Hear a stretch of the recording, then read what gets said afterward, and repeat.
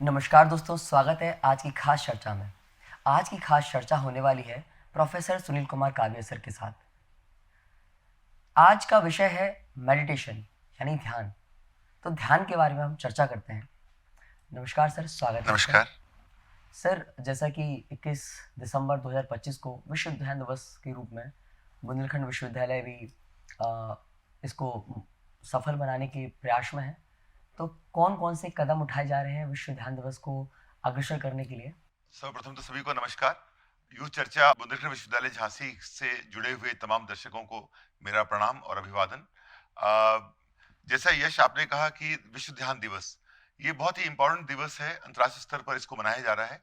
21 दिसंबर 2025 को विश्व ध्यान दिवस के रूप में मनाया जाता है और इस वर्ष हमारे विश्वविद्यालय ने ये प्रण लिया है कि अधिक से अधिक संख्या में लोगों को इसके प्रति जागरूक करें और इसके लिए हम लोगों ने एक वेब लिंक जारी किया है और प्रयास कर रहे हैं कि ज़्यादा से ज़्यादा लोग जुड़ें।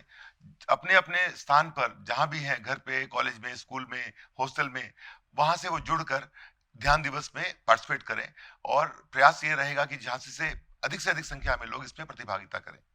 सर, थोड़ा और गहराई में चलते हैं हम। जी। मेडिटेशन यानी कि ध्यान। तो जी। थोड़ा आसान शब्दों में बताइए कि मेडिटेशन क्या है? यश, स्वयं को खोजने की एक प्रक्रिया है ये।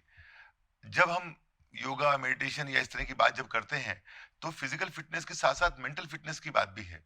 अपने अंतर्मन को इतना स्ट्रांग कर लेना कि हम कोई भी चीज को फेस कर सकें और मेडिटेशन से, ध्यान से हम अपने आप को खोजने का प्रयास करते हैं, अपनी शक्तियों को पहचानने का प्रयास करते हैं।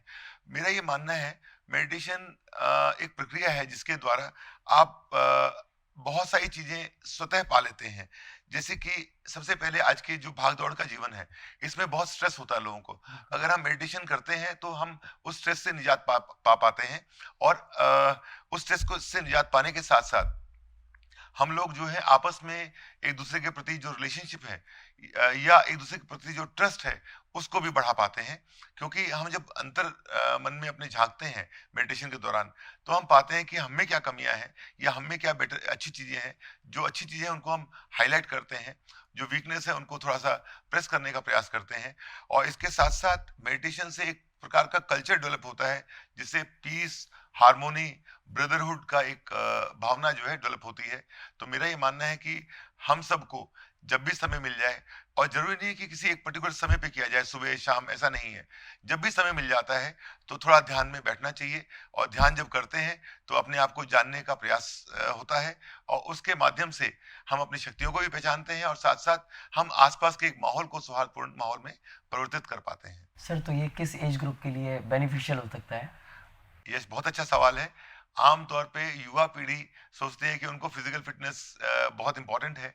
वो खेल कूद के द्वारा या जो बहुत ही फिजिकली एक्टिव एक्टिविटीज हैं उन्हें पार्टिसिपेट करके वो अपने आप को फिट रखना चाहते हैं। पर मेरा ये मानना है या आमतौर पे जो बड़े लोग हैं उनका समझना ये है, मेडिटेशन किसी भी एज ग्रुप के लिए लाभकारी है।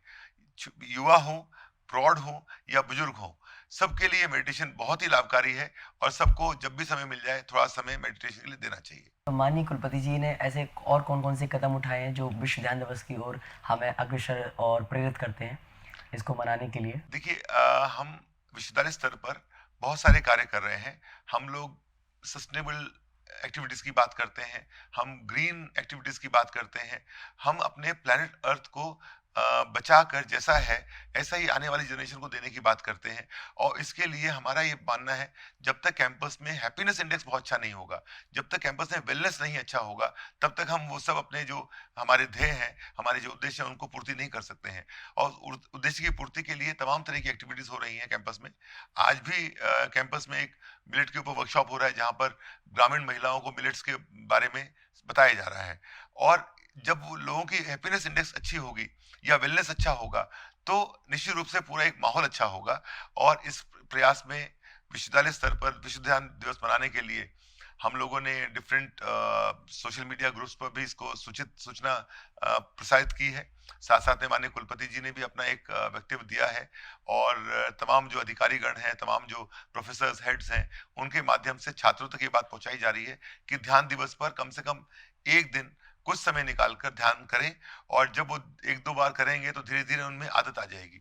और एक हैबिट डेवलप करने की बात है, ध्यान दिवस सिर्फ एक दिन ना मनाएं, ध्यान जो है लगातार कंटिन्यूटी में करें, रोज करें, और उससे ही चीजें अपने आप बेटर होनी शुरू हो जाएंगी। मैं थोड़ा-सा इसमें और डीप जानना चाहता हूँ कि जी। ये जो प्रोग्राम यानी कि मेडिटेशन के जी। बारे में जो प्रोग्राम 21 दिसंबर को इतना बड़ा लेवल पर हो रहा है, हम्म। उसमें क्या विश्वविद्यालय अकेले ही इस प्रोग्राम को रन करने वाला है या फिर और भी संस्थाएं इससे इंगित हैं? यश, आपने बहुत अच्छा सवाल किया। मेडिटेशन डे 21 दिसंबर 2025 को जो हम सेलिब्रेट कर रहे हैं, उसका जो आयोजन हो रहा है, उसमें हम धन्यवाद देना चाहेंगे। एक संस्था है हार्टफुलनेस, जो हम लोगों को मदद कर रही है इसमें, और उनके सहयोग से हम इसका आयोजन कर रहे हैं। और उनके हार्टफुलनेस के जो तमाम पदाधिकारी हैं, उन सब का भी मैं आभार ज्ञापित करना चाहता हूं कि उन्होंने विश्वविद्यालय के साथ मिलकर इस कार्यक्रम को आयोजन करने का प्रण लिया है। और इसमें हम लोगों ने एक लिंक दिया है। मैं सभी दर्शकों से रिक्वेस्ट करना चाहूंगा कि जो लिंक दिया है उसमें तमाम लोग रजिस्टर करें अपने आप को, और रजिस्ट्रेशन के बाद में 21 दिसंबर 2025 को शाम 8 बजे जहां भी आप लोग हैं इससे जुड़ें और मेडिटेशन में प्रतिभागिता करें। तो धन्यवाद साथियों, और सर आपका भी बहुत-बहुत धन्यवाद जी, कि जी। आपने हमें इतना कीमती समय दिया। और मैं गुज़ारिश करता हूँ कि ऐसे ही हमारे विश्वविद्यालय में और भी ऐसे प्रोग्राम होते रहने चाहिए, एंड जी, होते भी रहते हैं।